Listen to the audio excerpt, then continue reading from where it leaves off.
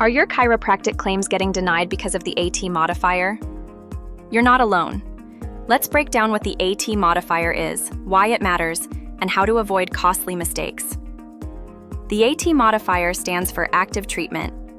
Medicare requires it on chiropractic claims when spinal manipulation is performed for active treatment, not maintenance. Active treatment corrects a subluxation and improves function. Maintenance care, however, focuses on long-term wellness or prevention, and Medicare won't cover it, even if you use the AT modifier. A common mistake is attaching the AT modifier to maintenance claims. This results in denials and could trigger audits. Another issue? Forgetting to add the AT modifier when the care is active treatment. Without it, Medicare automatically denies the claim.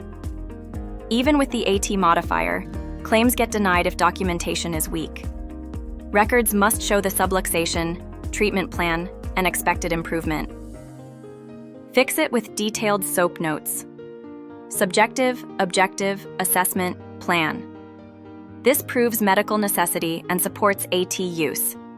Use AT only for active corrective care. For wellness or supportive visits, skip it. Correct coding avoids red flags. At ICS, our certified coders understand chiropractic billing inside out. We help providers apply modifiers correctly, reduce denials, and stay compliant with Medicare rules. Need help with chiropractic billing and modifier usage? Partner with ICS today for accurate coding and faster payments.